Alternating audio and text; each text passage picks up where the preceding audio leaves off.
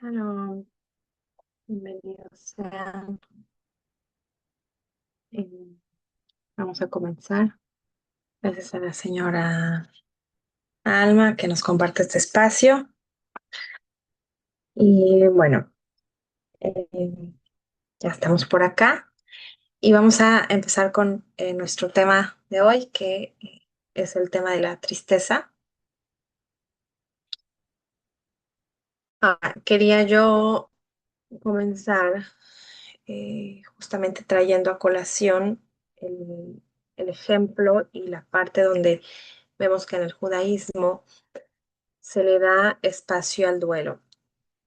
Entonces, en el duelo hay parte de un proceso donde está presente la tristeza, además de otras emociones. Pero como ahora no estamos enfocando en la tristeza, vamos a hablar sobre eso. Y eso ya nos deja en evidencia que la tristeza es una emoción que es legítima, ¿sí? Y que inclusive, pensándolo en el pueblo judío, tenemos varias leyes que son por el tema del duelo. De hecho, quienes están los miércoles en las clases y nos acompañaron, bueno, ahí hablamos un poco acerca de algo que tocaba con el tema de los ayunos. Pero en el momento que se destruye el templo, ahora vamos a decir cosas diferentes, pero tiene que ver un poco con ese tema. Cuando se destruyó el templo, los sabios, o sea, en la Gemara se relata lo impactante y triste que fue la destrucción del templo, que los sabios estaban viendo cómo se incendiaba todo y lloraban, salvo Rabbi Akiva. Sí, dicen que Rabbi Akiva estaba viendo ese escenario y que él inclusive se rió. Y entonces los demás que estaban llorando le decían, ¿por qué se ríe? ¿No? Y él dice que, bueno, casi como se está cumpliendo esa nebuá, esa, ¿cómo se dice? Esa profecía, de la misma manera se va a cumplir la profecía de la reconstrucción. Pero vemos que la gran mayoría lo que estaban haciendo era llorar.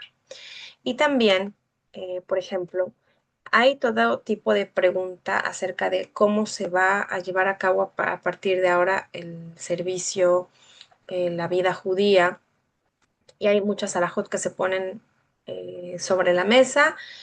Algunas son vigentes solamente los primeros años, después ellos, los mismos sabios lo discuten y dicen, no, no podemos estar todo el tiempo en esa situación. Por ejemplo, decretaron que no se puede escuchar música, de plano. ¿Sí? Después de un tiempo dijeron, bueno, no podemos prohibirlo porque es algo que sí que ayuda a aumentar la alegría, sí que ayuda a mejorar el estado de ánimo, entonces solamente se prohíbe en fechas específicas, pero al inicio prohibieron escuchar música, por ejemplo. También al inicio prohibieron comer carne, o sea, durante un tiempo prohibieron la carne, dijeron no podemos comer carne porque es algo que es muy placentero, que alegra y que durante un tiempo dijeron no, no se come carne, hasta que de nuevo también dijeron, bueno, no podemos prohibirlo todo el tiempo y se prohíben ciertas fechas. Entonces vemos que en el pueblo judío se le da espacio a lo que es la tristeza, citando otro episodio que recién estuvimos estudiando hace unas semanas, que son la sección donde Yosef se encuentra con los hermanos y aquí los sabios traen una pregunta muy interesante que yo nunca me la había planteado y la estudié este año, que es por qué en dos parashiot vemos que repetidamente nos dice que Yosef llora. Y Yosef llora, y Yosef llora, y Yosef llora. Sí, aparece muchas veces que Yosef llora. Entonces, pero fíjense qué interesante, que no llora cuando los hermanos lo molestan, no llora cuando lo venden como esclavo, no llora cuando lo meten a la cárcel, sino los episodios donde vemos que él llora ya es al final, ¿no? Cuando se topa con los hermanos y cuando está todo este evento donde los manda a traerlos, se van, vuelven. En ese episodio, en ese contexto es que él se menciona muchas veces en la Torah que llora. Entonces, fíjense cómo estas parashot también nos dejan ver que el llanto es algo legítimo, que inclusive Yosef recibe sí, el título de Yosef Atzadik. Entonces, era un gran justo, era un personaje muy importante espiritualmente hablando. Y vemos cómo él llora, la Torah nos cuenta que él llora. Hay muchos otros personajes que también vemos que lloran, como por ejemplo Haná, cuando tenía la dificultad que no podía tener hijo, y dice que volcaba su corazón y que lloraba. Encontramos también en David Amelech mismo, ¿sí? David, el rey David nos deja ver mucha gama de emociones que él experimenta. Entonces vemos que el tema del llanto y de la tristeza no están exentos de la vida de una persona que es creyente. Sí, ahora también hago una acotación. El llanto es una forma de expresión de la tristeza, pero no todas las personas que están tristes lloran, ¿sí? Se puede estar triste y se pueden no llorar. Y también existe el llanto, que es llanto por alegría, que es llanto por emoción. Pero generalmente solemos asociar el llanto a la tristeza. Sin embargo, aclaramos que no siempre es por ello y que la persona puede estar triste sin llorar, ¿sí? Entonces, no siempre van de la mano, pero a veces el llanto va a ser esa expresión que vamos a poder observar cuando una persona está triste. Pero también, y ya yéndonos más al plano psicológico, muchas personas pueden estar tristes y no necesariamente expresarlo, no necesariamente va a ser algo que se va a poder percibir fácilmente. Quizá las personas más cercanas o si una persona es muy observadora puede notar que una persona está triste, pero hay muchas personas que van por la vida tristes, pero que esconden esa tristeza, ¿sí? Que la van a cargar, que la van a tener como parte de de sus emociones, pero que no necesariamente van a dejar verla. Ahora también quiero hacer una distinción entre lo que vendría a ser un tema de tristeza y un tema de depresión, porque la tristeza cuando es, y conectándolo nuevamente con el tema del duelo que estaba yo mencionando, lo que lo va a hacer algo normativo, lo que lo va a dejar en estatus de que es una emoción normal, es cuando es algo que es transitable, ¿sí? Que dura un periodo y que la persona logra elaborar esa tristeza y entonces puede experimentarla, pero también puede salir de ese estado y salir adelante e inclusive puede tener, si está viviendo, por ejemplo, un duelo, sí, puede ser capaz de sentir tristeza, pero también tener momentos de alegría, o sea, va a poder cambiar de emoción, va a estar triste, pero también por un rato se va a olvidar y se puede inclusive reír y puede empezar a planear cosas y empezar a, sí, es poder salir fácilmente de este estado de tristeza, aunque la persona siga teniendo una tristeza de fondo, va a poder disfrutar, no pierde la capacidad de disfrutar. Esto es importante. Ahora, cuando la persona ya va perdiendo esa capacidad de disfrutar, está todo el tiempo triste, ¿sí?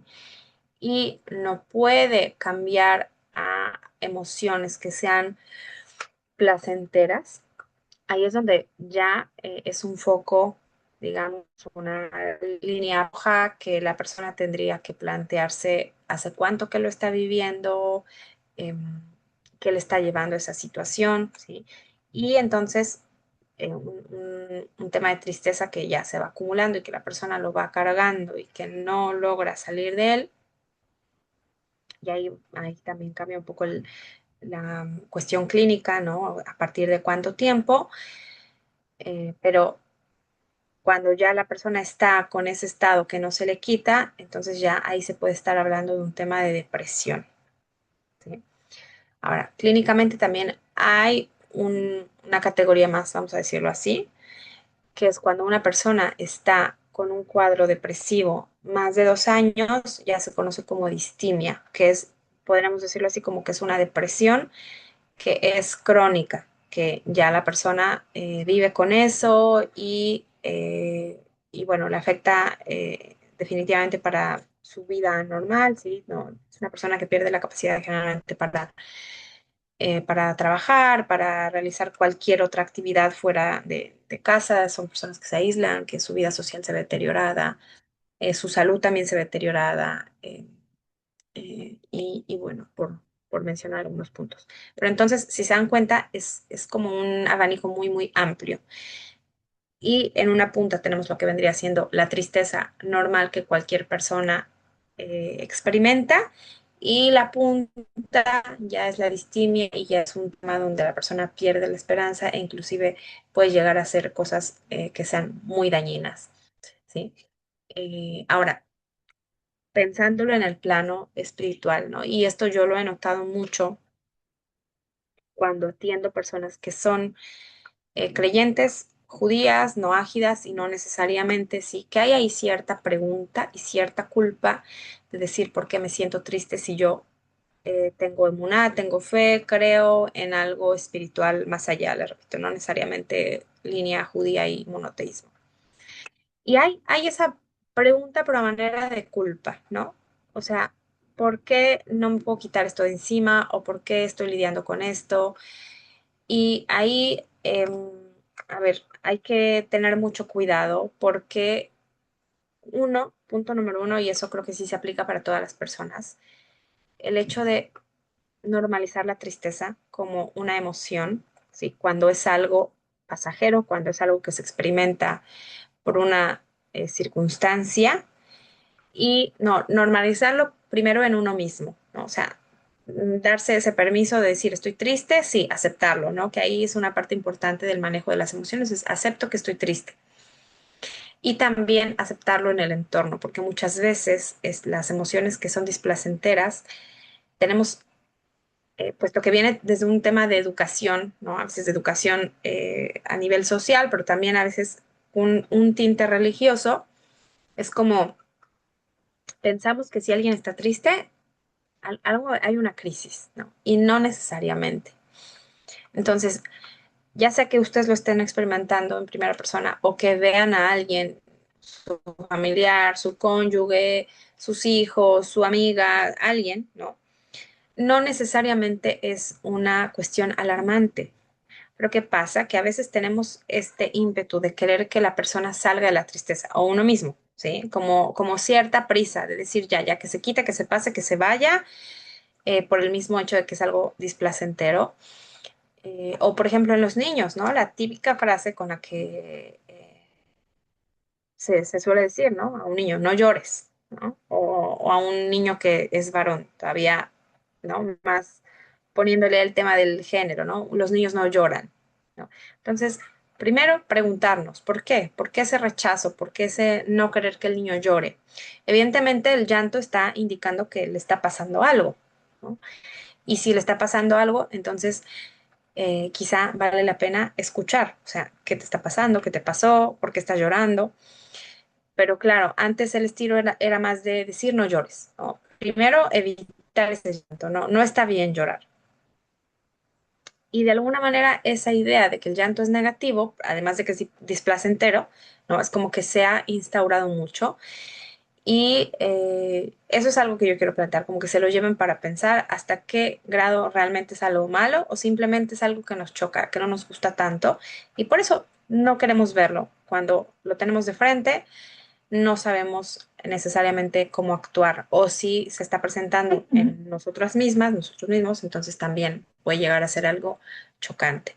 Pero les decía, no lo es y es un signo de que sí, está pasando algo. ¿Con qué puede tener que ver? Con muchas cosas. Yo les puse el ejemplo del duelo y una pérdida, pero puede ser por muchas cosas, por una decepción, por una expectativa que estaba puesta. Y ahí, a ver, hay muchas maneras de reaccionar. Porque una persona puede reaccionar ante una pérdida con enojo, con rabia, con tristeza. Entonces, no hay una sola razón, sino muchas razones que se pueden presentar, ¿sí? Si había una expectativa que no se cumplió, entonces la persona se puede tener triste, poner triste. Si hay un evento que pasó, entonces, claro, la persona se va a poner triste, es un choque con la realidad o con algo que la persona pensaba que tenía que ser de cierta manera y terminó siendo de otra manera, ¿no? Es como hay una ruptura en lo cotidiano de la persona cuando se puede llegar a presentar la tristeza.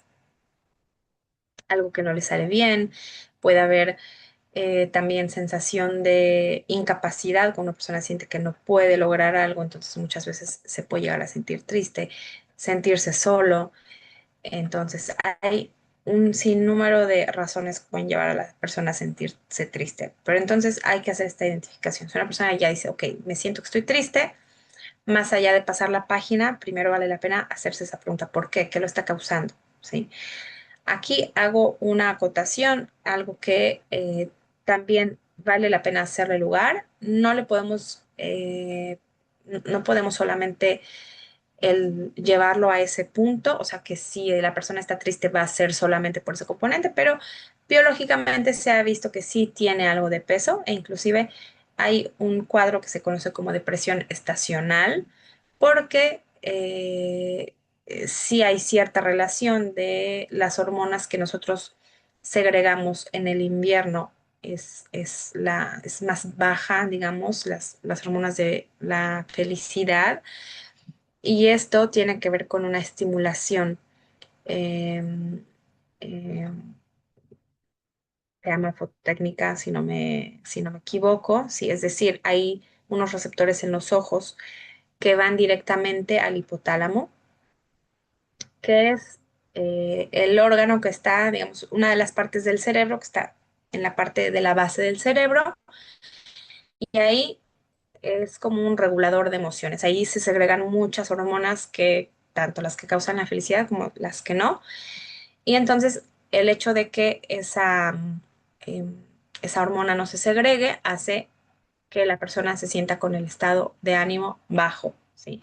¿Por qué les digo que se han hecho estudios? Porque en países nórdicos o países donde el invierno es frío o la cantidad de luz que aparece o que la persona recibe durante el día no es prolongada, ¿sí? Hay países, por ejemplo, en Canadá y todos los que están en el norte, Noruega, Finlandia y todos estos, o que están muy al sur, entonces por el movimiento de rotación, las noches van a ser muy largas y la cantidad del día, de horas de luz, van a ser muy cortas. Entonces, esto va a provocar que, eh, esta hormona no se segregue lo suficiente porque va a haber más oscuridad. Ahora hay un dato, que la iluminación, ¿cómo se llama? Eh, Se me fue ahora la palabra. La iluminación artificial, o sea, los focos y todo esto, no llegan, no ayudan a a estimular suficiente, ¿sí? Esta hormona. Entonces, como dato para tomar en cuenta, tampoco se los digo que sea solamente que sea una solución o que sea la causa, porque no lo es, pero sí es un ingrediente. Y por ahí se puede llegar a sentir que una persona está más con el estado de ánimo más bajo o más triste o como con cierto sin sabor en el invierno, por esa razón. ¿Qué se puede hacer ante eso? Exponer las horas de luz en los países que sí se pueda, hacer caminatas, abrir las ventanas y de hecho, justamente piensen ustedes que un signo de que una persona está, ahora repito, no estamos hablando como tal de la depresión, si es relevante lo hablaremos después, pero algunos puntos que pueden ser relevantes, ¿sí? Cuando una persona está pasando por una depresión, es común que justamente no quiera abrir las ventanas, ¿sí? Que justamente lo que quiera generar es un estado de más aislamiento y de oscuridad. Y se van a volver inclusive sensibles a la luz. Pero, bueno, repitiendo el tema del dato, es como es positivo el procurar que el ambiente tenga suficiente luz. Eso también, por supuesto, va a depender de una cuestión geográfica, les decía yo, del país en el que estamos y a veces también de una cuestión más práctica, es decir, de cómo está construida la casa de cada una de nosotras. Hay casas que tienen ventanales y ventanas muy grandes y entonces la persona va a tener esta posibilidad de tener más luz solar y hay casas que van a tener ventanas más pequeñas o menos ventanas y entonces esto puede llegar también a sumar. Entonces, si una persona sabe que no tiene suficiente iluminación en su casa, es bueno salir a caminar durante el momento del día, ¿no? Inclusive, por ejemplo, hay personas que en su horario laboral salen de noche de su casa, ¿sí? Llegan al trabajo, todo el tiempo que hay luz solar están en una oficina, en un lugar cerrado, y cuando salen del trabajo, ¿qué pasa? Otra vez está oscuro, ¿sí? Entonces, ¿qué pasó? Que este tipo de personas no están recibiendo suficiente estimulación a nivel del hipotálamo y por lo tanto, pues, repito, no es que eso como tal va a generar depresión. No, pero es un componente a tomar en cuenta, que la estimulación solar sí, sí que nos puede llegar a jugar ahí un elemento en un tema de tristeza, ¿sí? Y no me voy a todo lo demás, que el sol en sí, los beneficios del sol, pero a nivel emocional sí que tiene un componente, ¿sale? Otra cosa que se descubrió cuando se está en el periodo estacional del invierno es que hay más tendencia a buscar alimentos que sean más grasos. O sea, no es gratis que una persona que está en el invierno tiene más ganas de comer más carbohidratos y más chocolate y más dulces y más calorías en sí. Ahí hay una explicación científicamente hablando que no sé si del todo yo estoy de acuerdo, pero bueno, dicen que por una cuestión de que sí, en la antigüedad, justamente en el invierno, cuando cazaban y toda esta cuestión como mucho más, vamos a decirlo así, evolutiva, ¿no? Dicen que se consumía, o sea, era mucho más difícil conseguir alimentos y bueno, ahí hay toda una teoría. Yo se las cuento solamente, pero lo que sí se ha visto a nivel conductual es que hoy en día, a pesar de que pensando, ¿no? En esta teoría que les digo que bajo la ciencia es lo que plantean, pero hoy en día, a pesar de que nadie en la actualidad se pone a cazar y está persiguiendo animales y todo esto, sí es todavía actual que en el invierno se suele buscar alimentos que sean con más grasa y con más calorías y como más dulces. La otra teoría que lo explica es que justamente estos alimentos elevan la sensación del placer, entonces para un poco compensar esa tristeza que les decía yo como componente de estimulación por la vía de la vista, si se da, entonces como compensar un poco eso. Pero yo les digo, eso es a nivel biología y eso es lo máximo que se ha podido, digamos, llegar a discutir de por qué la tristeza puede estar más presente en el invierno. También hay estudios que están hoy en día ya planteando, ¿no? Que todas las enfermedades, incluyendo la depresión, tienen un componente genético y entonces va a haber personas que van a tener más tendencia, hay personas que van a tener más tendencia, así como hay personas que tienen más tendencia a cualquier enfermedad, a la obesidad, a la diabetes, a problemas cardíacos, etcétera, etcétera, etcétera. Pero aquí eh, vamos a, por lo menos yo les comparto mi visión, ¿sí?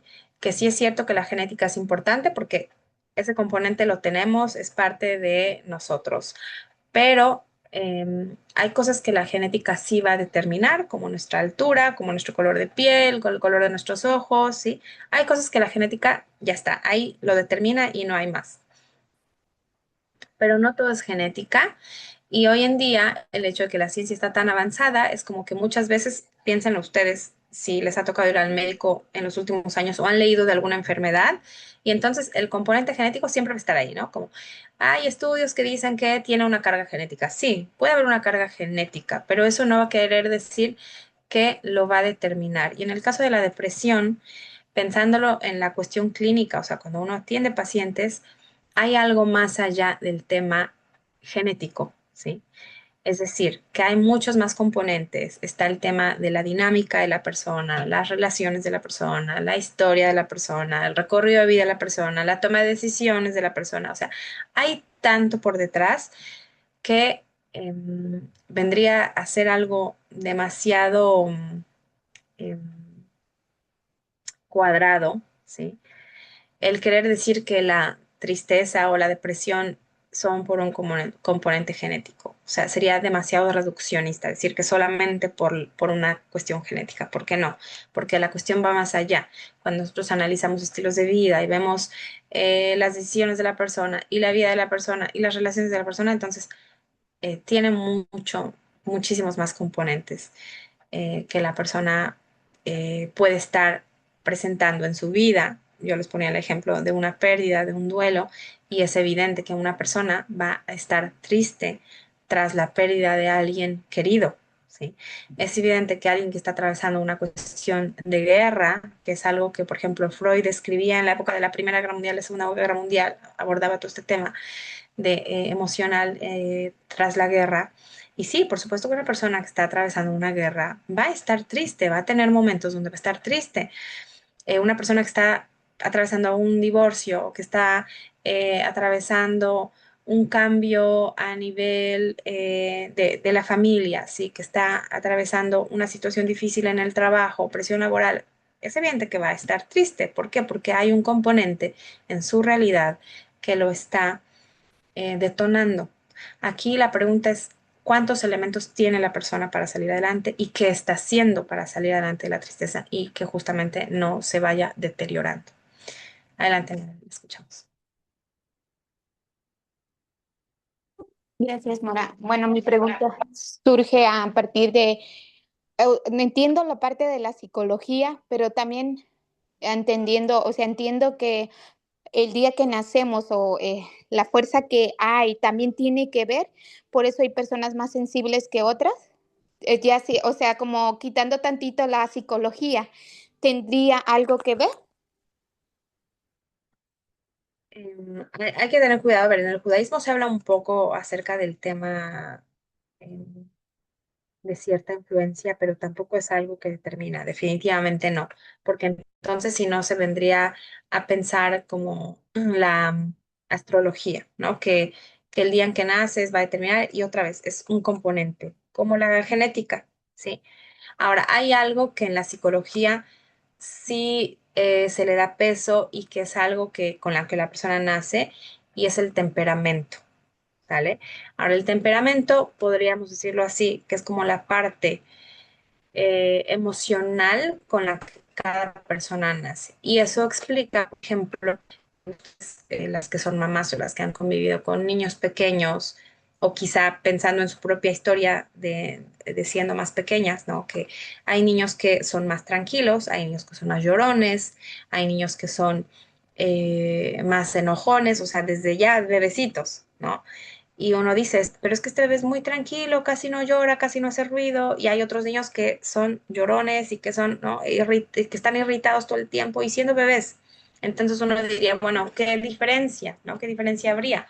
Entonces ahí es donde viene este componente que es lo que se llama el temperamento, que es esa carga emocional con la que ya nacemos. Entonces hay personas que en su temperamento ya vienen con más carga hacia el enojo, hacia la tristeza, que son más eufóricas, entonces es algo que con lo que ya se nace, pero de nuevo no es algo que nos va a determinar con lo que nacemos, ¿no? Y esto es muy importante también, inclusive si ustedes quieren añadir este elemento de que algo de nosotros nos influye el momento en el que nacemos. Pensemos que sí, ¿sale? Yo, no es una visión que yo acepte, pero pensando que alguien diga sí, eso sí, igual es un componente, o sea, nada nos va a determinar, ni la genética nos va a determinar, ni el clima en el que estamos nos va a determinar, ni nos va a determinar el temperamento que yo les decía. O sea, al final todos son componentes. Pensémoslo como ciertos porcentajes, ¿sí? Vamos a tener un porcentaje que va a ser genético, un porcentaje que va a ser la, la parte de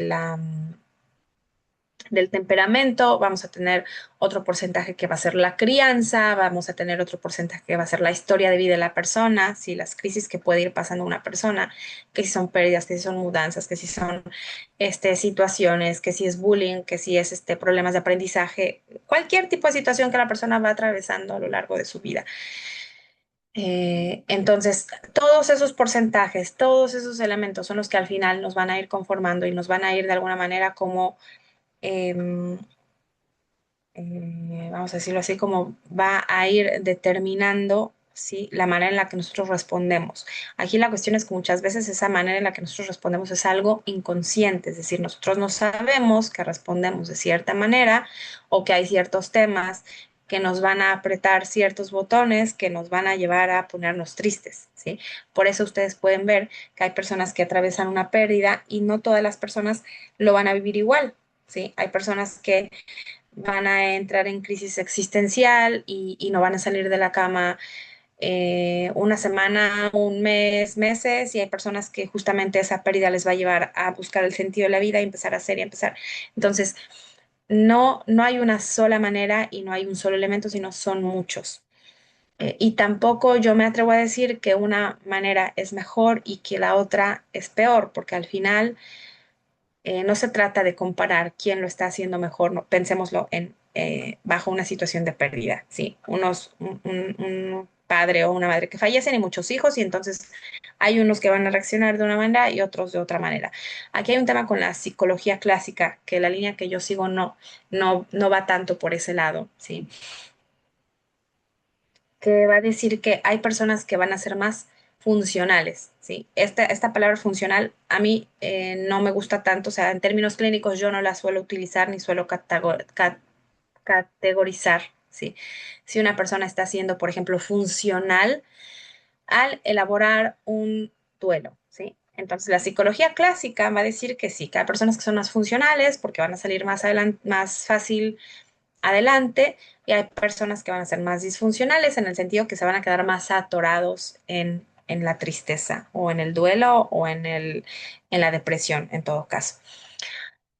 Yo como personal clínico, sí, a mí no me, digamos, no me sirve de mucho categorizar, decir si esta persona es funcional o no es funcional, sino más bien escuchar el dolor de la persona y poder ayudar a esa persona para que pueda, en la fase que esté y al ritmo que vaya, que pueda salir de eso.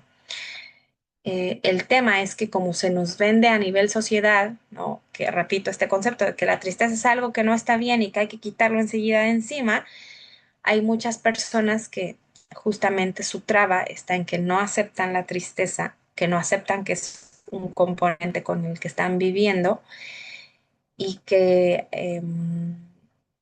bueno, justamente el hecho de negar ese estado va a hacer que de cierta manera esté apareciendo cada tanto en su vida, y al no trabajarlo, pues es algo que no puede realmente elaborar la persona. No sé si queda un poco más claro esto que yo quería transmitir.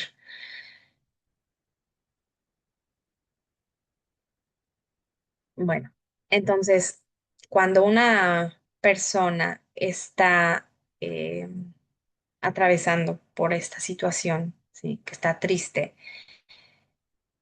cuando es algo que, digamos, ya pasa las 2 semanas y la persona sigue en ese estado, ¿no? Ya cabe la pena hacerse esa pregunta de qué lo está causando. ¿Hay algo que cambió? Puede ser que la persona cambió de trabajo, puede que la persona se peleó con alguien y está viviendo una crisis con una persona. Puede ser que algo en la situación del el entorno cambió, y entonces ahí es donde vale la pena hacerse esa pregunta, ¿no? ¿Qué cambió? ¿Por qué me estoy sintiendo así? ¿Qué lo está causando? Desarrollar esa escucha activa que la persona puede tener, ¿no? ¿Qué está causando esto? Y también el tema es que no es tan simple porque muchas veces las emociones van acompañadas. O sea, la tristeza puede ir acompañada de preocupación, la tristeza puede ir acompañada de decepción, la tristeza puede ir acompañada de desesperanza, etcétera, etcétera, ¿no? Hay toda combinación de emociones que se puede dar. Pero la tristeza, podemos decirlo, que quizá es un poco más fácil de identificar que, por ejemplo, la desesperanza o la decepción, ¿no? La tristeza es como algo, una emoción un poco más básica. Adelante, Cindy.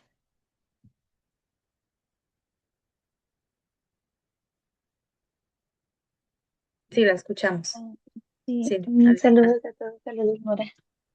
Una pregunta, me disculpa. Entonces, se podría decir que si recordamos algún evento que nos pasó y todavía existe en nosotros, el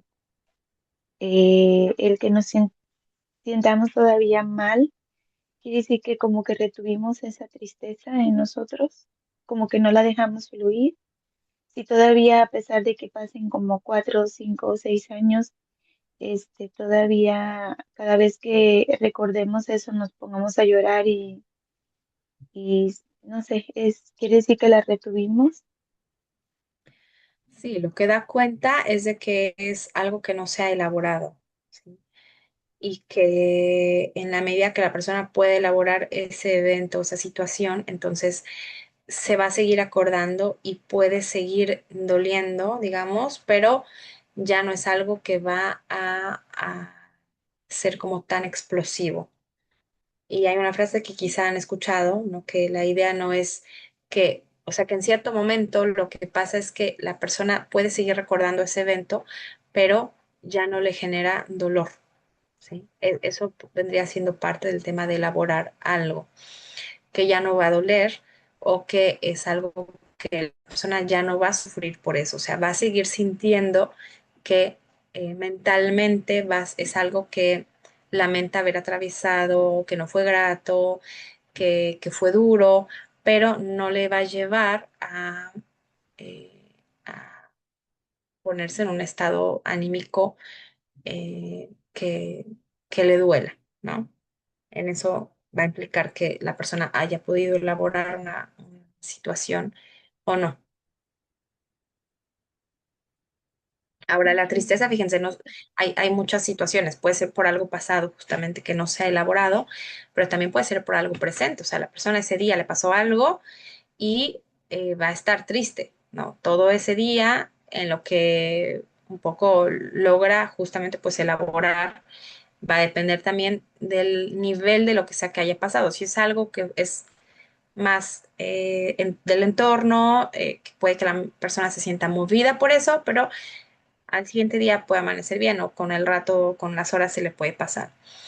Y hay situaciones que va a llevar días para poder elaborarlo, ¿no? Y hay situaciones que no, que es todo un proceso. Cuando mientras más cercano es eso y mientras más profundo sea el evento que esté tocando a la persona, pues va a llevar un proceso más largo de poder elaborarlo, ¿no? Ahora, repito, y para que no se confunda, o sea, estamos hablando de cosas diferentes. Una cosa es el duelo, otra cosa es la tristeza, otra cosa es el llanto, otra cosa es la depresión, pero como tienen muchas cosas que comparten en común, entonces estamos hablando y estamos usando esos conceptos, pero son cada una de estas cosas que dije ahora recién, son cosas diferentes, ¿sí? Yo creo que igual eh, se entiende que son cosas diferentes, pero eh, como estamos revolviendo un poco, que se entienda que son cosas que cada uno tiene sus propios elementos.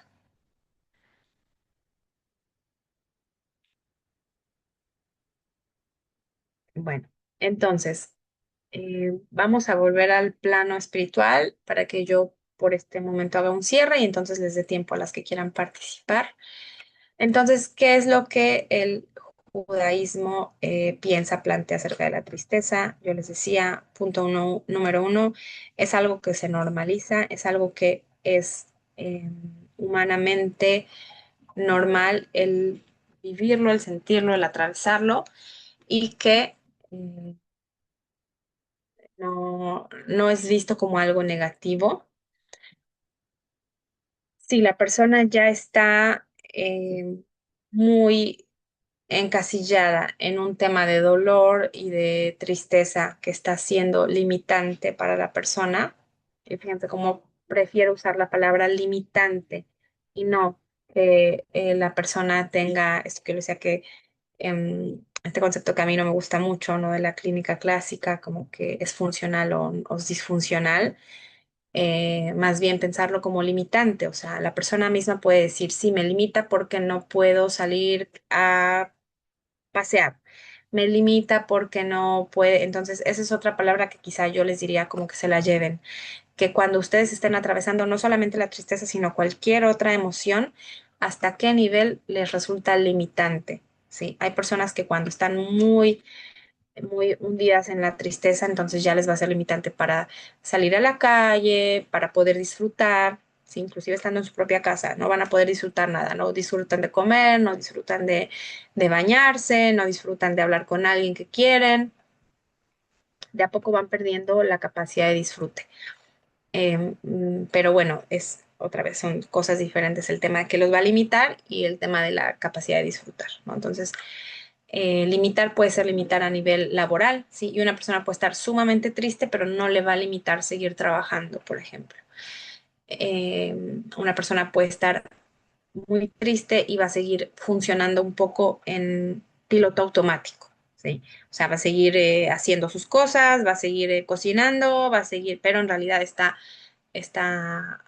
absorta por un tema de la tristeza. Entonces, vale la pena hacer esa evaluación. ¿Hasta cuánto una emoción está siendo limitante y hasta dónde la persona está realmente experimentando, se está dejando sentir esa emoción?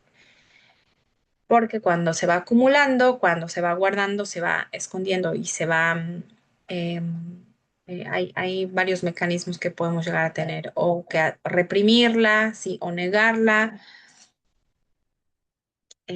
Una de las mejores vías para poder elaborar la situación es lo que se conoce como eh, cuando una persona va a... Ah, se me fue la palabra, déjeme la recuerdo. eh, Cuando una persona logra elaborar algo, sí, es decir, puede utilizar esa tristeza para hacer algo con ello, ¿no? Y de ahí, por ejemplo, viene todo un tema creativo, sí, personas que se vuelven creativas a través de la tristeza, o personas que se vuelven, ¿cómo se llama esto ahora? Mi español está un poco dormido el día de hoy. Las personas que empiezan a donar cosas y ayudar a la gente, hay un término, ¿sí? Como los filántropos, que la tristeza les lleva a hacer cosas por el otro, ¿sí? Como a hacer más gesed y ayudar y a donar y a crear una fundación o crear un equipo, para, ¿no? Entonces, em, al final, Motivación. fíjense, no es motivación, ahorita si me acuerdo la palabra se los digo. Entonces, todo Altruista, mundial. Ajá, altruista, exacto, altruista, gracias. Ahora, todo eso en psicología se le llama sublimar, o sea, que esa emoción me lleva a hacer algo más, se sublima. El proceso de sublimación es un proceso químico, ¿no? Quizá se acuerdan en sus clases de, sí, cuando estaban estudiando química o física, a veces ponen a hacer un ejercicio, ¿no? Y justamente lo mismo que pasa con, o sea, es que una parte se separa, ¿no? Y otra que esa parte se queda abajo, dependiendo del material que se esté sublimando. Eso es a nivel físico-químico, ¿sí? Pero emocionalmente sublimar significa que una persona tiene una emoción y esa emoción le lleva a crear algo. Puede ser, yo les decía, escribir un libro, hacer una pintura, dibujar, o ser altruista, ¿no?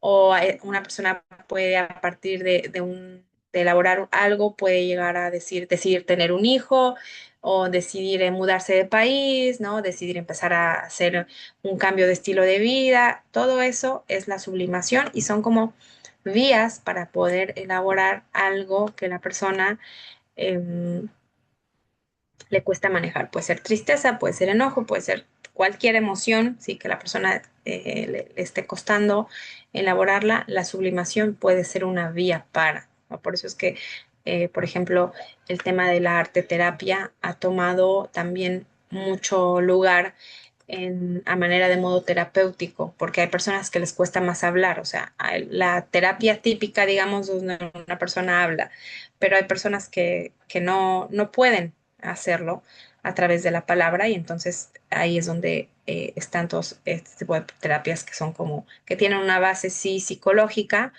¿no? Equinoterapia o hidroterapia, que es como poder elaborarlo a través de algo más, ¿sí? A través a veces de un proceso creativo o de poner el cuerpo en un espacio donde eso se pueda expresar. Pero bueno, por ahora yo me detengo aquí y adelante. Tienen los próximos 15 minutos para poder preguntar, comentar y expresar si alguna de ustedes quiere.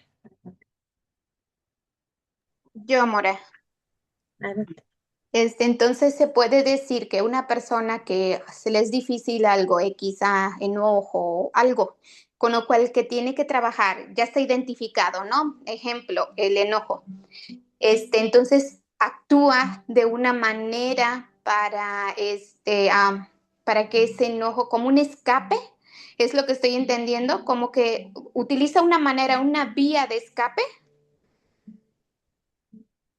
A ver, no necesariamente se utiliza, pero a veces es algo que puede llegar a ser positivo. ¿Por qué? Porque hay personas que justamente al no tener esa vía de escape, ¿no? El enojo queda acumulado en la persona que lo está experimentando o explosivo hacia alguien en específico, no necesariamente hacia alguien que le sumó el enojo, pero a veces no, y ahí está esta cuestión típica donde una persona explota, se enoja con alguien más que no le hizo nada. Pero hay dos vías, como ya les decía, la vía verbal, ¿sí? Y esa vía, digamos, nos diferencia de todos los demás seres, ¿no? O sea, los animales no tienen, se ha visto también que, por ejemplo, los animales también pueden experimentar tristeza, los mamíferos sobre todo, ¿sí? Y hay documentales y estudios que se han visto que los mamíferos, por ejemplo, sí que experimentan tristeza. Entonces vemos ahí que realmente hay un componente biológico y también, pues, de el nivel de comprensión que ellos tienen. Pero aquí la cuestión es, ¿cómo puedo yo expresar esa emoción? Tenemos la vía del habla, ¿sí? Y eso es lo que yo les decía, que muchas veces se hace a nivel terapéutico en una terapia clásica, hablarlo, pero también está la vía que es más expresiva, ¿sí? Que eso ahí, pues hay muchas maneras de expresarlo, ¿sí? En- Decíamos, a través del arte, a través del ejercicio, a través de algo creativo, a través de, ¿no? Pero no es de a gratis que una persona, por ejemplo, cuando está en crisis, se corte el cabello, ¿sí? Va y se hace un cambio físico, se mete a hacer ejercicio y entonces hace un cambio físico muy radical o se pone a hacer arreglos en la casa, no se pone a mover los muebles, a pintar la casa, a renovar la casa. ¿Por qué? Porque es justamente esa vía de buscar un cambio.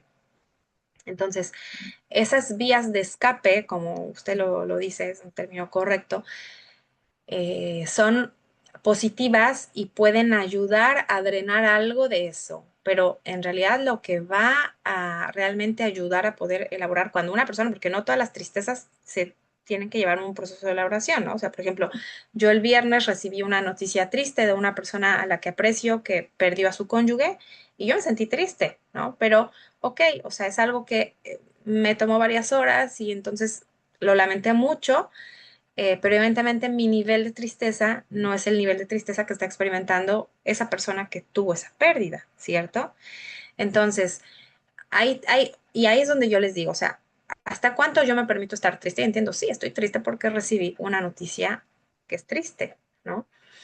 Y hasta donde realmente hay una tristeza que realmente necesita ser trabajada y necesita ser en ese sentido, este término que yo les decía, elaborada. O sea, hay tristezas que sí vamos a tener que elaborar y hay tristezas que no, que van a pasar y que son pasajeras y que es parte de esa emoción que tenemos simplemente que permitirnos experimentar.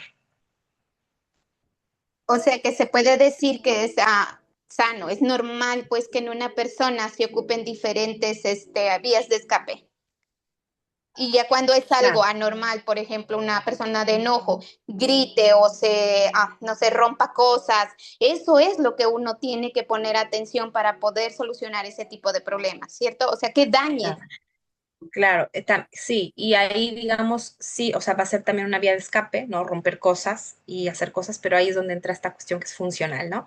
Va a ser una vía que no es funcional, el romper cosas, ¿no? El ser agresivo, por ejemplo. Una persona puede estar enojada y va a ser agresiva. Entonces, eso no es algo que vaya a ser, no es algo, digamos, o sea, que sea ni socialmente aceptable, ni tampoco una vía que sea una solución. Romper cosas tampoco va a ser una solución.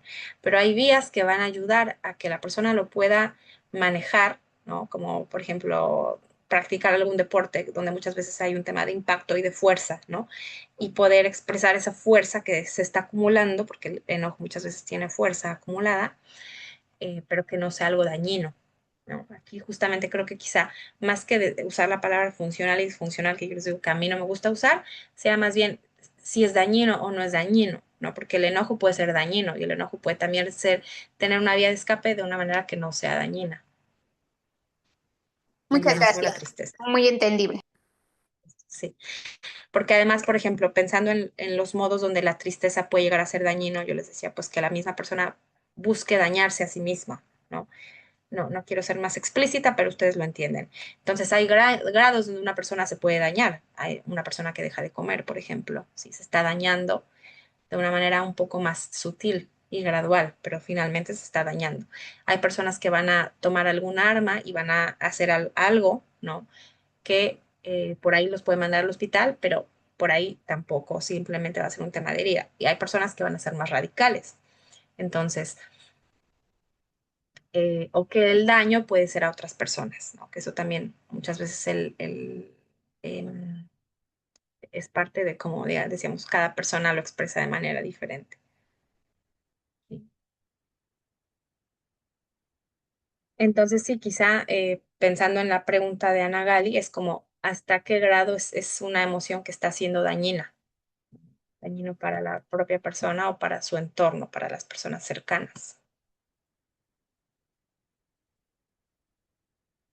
Y también para que ustedes lo piensen en sentido de si tienen alguien cerca que ven que está atravesando una cuestión emocional, hasta dónde ustedes ven que le está haciendo daño a esta persona o que está haciendo daño a las personas del entorno, ¿no? Adelante, Excel. Buen día a todas. Sí, Rabanit, creo, bueno, por lo que estaba escuchando, que, y también cosas que se han hablado en otros temas con usted, es que lo que creo que es lo que usted ha dicho, ¿no? Que muchas veces desde la perspectiva de quien lo habla, eso va a ser lo definitorio, ¿no? Por ejemplo, si lo está hablando el médico, él cree que es eso lo absoluto. Si lo habla el psicólogo, eso es absoluto. Si es el científico, y nosotros tenemos que entender que somos una mezcla, somos un rompecabezas de cada una de esas piezas y que, como decía usted, la psicología funcional, que habla acerca de eso funcional o no funcional, está hablando desde ese punto de vista en el que es absoluto. Y nosotros lo que tenemos que ver es entender que cada persona tiene su camino, cada niño tiene su camino y en ese tanto es entender de que estamos formados nosotros primero para poder saber cuál va a ser nuestro proceso en las diferentes emociones que vamos a ir pasando en la vida para podernos entender a nosotros y no ser como un juguete que se le descompuso una mano, ya no sirve porque todos los juguetes tienen que mover la mano. No, nosotros somos completamente, aunque somos seres humanos, pero somos como únicos, como si fuéramos un juguete completamente diferente. Y entonces en esa diferencia tenemos que entendernos para no estarnos comparando con los demás y decir, ay, bueno, es que él ya lo transitó más rápido y yo todavía no puedo, y darnos ese espacio para poder nosotros procesarlo y ver de qué manera es la mejor para nosotros. Me recordaba ahorita lo que platicaban acerca de los emos. Fue un grupo de Una época. personas que se ponían con tanta tristeza, todos oscuros, negros, y no solo era eso, sino que se hacían cortes en el cuerpo de tanta tristeza y hubo muchas tragedias. ¿Por qué? Porque la mayoría eran adolescentes que no sabían trabajar con todo eso que cargaban. Entonces, cuando nosotros comenzamos a entender qué es lo que cargamos y podemos ir evaluando hasta dónde lo puedo procesar o no lo puedo procesar, es la ayuda que vamos a pedir. Va a entrar esto de si me estoy dañando o si solo es parte de mi proceso. No tiene nada de malo no comer 2 días porque me estoy sintiendo triste, pero si ya se fue a todo un 15 días, un mes, pues ahí es cuando uno tiene que comenzar a evaluar cosas. Entonces, sí, creo que parte de todo esto es entender que somos de muchas piezas y somos muy complejos y tenemos que ver quién soy yo. Aunque mi esposo y yo estamos juntos en esto, yo no puedo exigirle que él ya tú rápido, sé como yo, no, no, no se puede, somos diferentes. Muchas gracias, Rani. Gracias, Ixchel. Y eso es algo muy lindo, por ejemplo, del enfoque clínico con el que yo trabajo, que es el psicoanálisis, que como, bueno, cada historia es muy singular y cada persona tiene sus propios elementos y es como no intentar encasillar, que eso es algo que la psicología, digamos, clínica clásica tiene, es como lo primero que se hace con un paciente es diagnosticarlo, ¿no? Entonces, como, digamos, tiene una lógica el tema del diagnóstico, pero bajo la perspectiva psicoanalítica lo importante no es darle un título, ¿no? ¿Qué es lo que está padeciendo? Sino más bien es como más esa escucha y esa paciencia, ¿no? El proceso, no se trata, porque la psicología clínica justamente al encasillar es como, bueno, está dentro de la norma, no está dentro de la norma, y al final, como bien dijiste, Excel, o sea, cada persona vive y transita algo de manera diferente y el hecho de que quizá tenga un proceso más lento o con subidas y bajadas, no necesariamente está hablando de algo patológico, pero a veces sí se necesita ayuda, ¿no? Y ahí es justamente ese saber escucharse y decir, necesito ayuda o es algo que lo puedo hacer solo o de qué me puedo ayudar, de qué elemento más me puedo ayudar que mi entorno me esté ofreciendo y bueno, hacer uso de eso, ¿no? Que sí está a la mano. Gracias por el comentario. Adelante, Alma Yadira, la escuchamos. Buenos días nuevamente, Radamit y a todas. Bueno, me llamó la atención mucho de lo que es la tristeza, ¿no? Como personas así, no se lo puede decir así, que a veces no tienen muchos problemas, caen en la tristeza. ¿Por qué? Porque a veces no sabemos qué tragedia les sucede y a veces no todas las personas reaccionamos como quisiéramos y a veces debemos ser empáticos porque a veces decimos, ay, no, no, no llores por esto. O sea, no, no, no pasa nada, ¿no? Pues yo digo no porque no sabemos realmente cómo la persona esté por dentro, ¿no? Y yo en mi caso, por ejemplo, todos los domingos, me mandan a llamar al centro de rehabilitación. Y yo lo que he notado mucho es que hay una parte de que, por ejemplo, sí, yo sé que son buenos los centros de rehabilitación. No estoy hablando, simplemente tengo un punto de vista que tienes que pagar 100 pesos y yo a veces pienso que eso ya es como más como marketing, ¿no? Entonces hay veces que a las personas se les dice que si no vamos a verlos, no porque no quieramos verlos, a veces por enfermedades, a veces porque los papás trabajan en eso, ¿no? Como que en la culpabilidad. Yo le comentaba yo a mi hijo, hay veces que yo no te puedo ver por esto y por esto, y no quiere decir, a veces le digo que porque no te vaya yo a ver, quiere decir que te vas a venir abajo. Mira, le digo, hay una cosa que me dicen a mí, que si no te voy a ver es porque no me interesa y eso quiero decir que no, no es así. Y me dice, no, sí, mamá. Entonces trato yo también de entender a la terapeuta que nos da la plática porque pienso que a lo mejor pienso que que pues ella trata de ayudarnos, ¿no? Y para no alargar mucho esto, sí, yo he visto que todas las personas que caen en esto es por eso, por falta a veces de que les escuchen y se hacen daño, ¿no? Y a veces pues yo me quedo muy sorprendida, porque digo, no, no nada más a lo mejor tiene unos vicios de lo que es la droga, a veces es el teléfono, a veces es el estar hablando de las personas, porque a veces se vuelve vicio, o por ejemplo el de estar tomando coca o algunas cosas que no. Pero por ejemplo ya en duelos o en cosas así, sí me llama mucho la atención, como dice usted, por la falta de que a veces uno no tiene a veces las herramientas de cómo se hacen las cosas. Yo en mi caso, yo sufría yo mucho a pesar de que mis papás estaban en una sola cosa, que a veces no podía yo entender a las personas, o trataba yo de encajar y trataba yo hacer como novelas, ¿no? Como de que soy actriz en este momento y voy a hacer esto. Llega el momento que a veces uno no puede ser feliz con las personas, de poder encajar. A veces sí trato de entender, ya con las clases que nosotros aquí nos dan, pero sí es cierto que a veces uno como que arrastra todavía cosas, nos cuesta mucho y todas las cosas creo que de esta clase a veces pienso que son para mí a veces porque cuando mi hijo falleció, yo me autocastigué porque me decían que era el corazón y que a lo mejor por el agua, y entonces dejé de tomar un rato el agua, que Dios me ayudó mucho, que no me, pero yo me castigaba porque me decían muchas personas, es que por tu culpa se murió porque si no hubiera sido, y a veces uno carga culpa.